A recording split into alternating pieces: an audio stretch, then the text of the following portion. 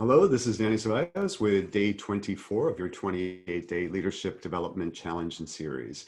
So, as you recall, this week we've talked about the how going to the balcony of your community, of your system, of your organization, super important to get the broadest perspective so that we can start thinking of our community, of our system as kind of a Jenga game where we're looking for the place in that system, again, that we can only really get when we have this balcony perspective.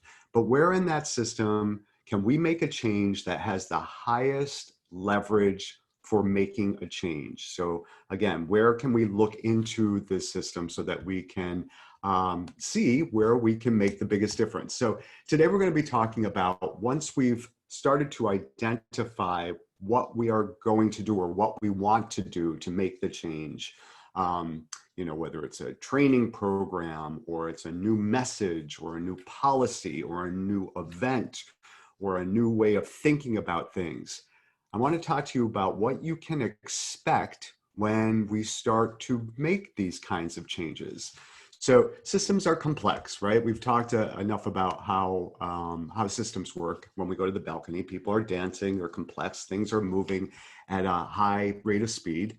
And that said, we can still get that broad perspective of looking at the system to see where to come into it to make the biggest change. So some of the things that we can expect are actually come into this group that we call the 11 laws of systems thinking. And giving credit where credit is due, the 11 laws come from Peter Senge's masterful work called The Fifth Discipline, where he really outlines what systems thinking is and how it works. And so he proposes, and I want to share with you, 11 laws, and we're going to go through half of them today and half of them tomorrow. So the first law is that today's problems comes from yesterday's solution. So I hope that makes some intuitive sense to you. So that basically says oftentimes when we start to institute changes, quick changes into a system, into a community, we can expect that new problems will come from that if we are not careful. So the solution to that is to make sure to engage your community to help identify, frame, and solve the problem. A large diverse group will see the problem from all angles and is more likely to anticipate all the unintended consequences.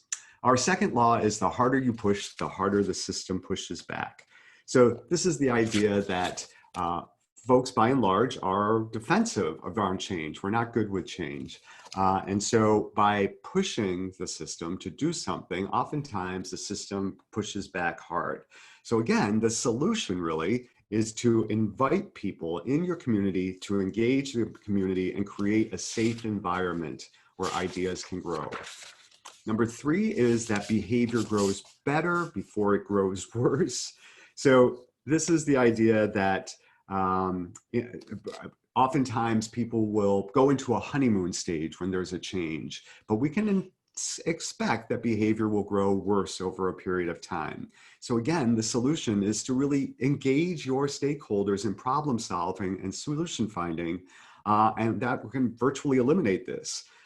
It provides an arena for reduced bias and allows ideas and potential solutions to rise above personalities in politics. Number four is that the easy way out usually leads back in. Number five is the cure can be worse than the disease. And number six is faster is many times slower. So faster is many times slower. Think back about when you or somebody has rushed to a conclusion to provide a solution to a system problem, and oftentimes that actually just slows down the whole process for actually making a change. So you can expect these 6 things when you are applying pressure to a system, when you are trying to make changes in a system. So your homework today is, I want you to think about, if you are thinking about a community now, whether it's your organization or a larger community than that, how can you engage them, your community of stakeholders, in order to mitigate the system law's effects? So think about it right now. Whether you're in that process or will be in that process later on, how can you innovatively engage your folks so that they can keep an eye on these system laws and take it all into account when you are devising a shared solution, a shared intervention. Okay, we'll stop there. I'm excited to continue with this work with you tomorrow. Have a great day, and don't forget about your homework. Bye now.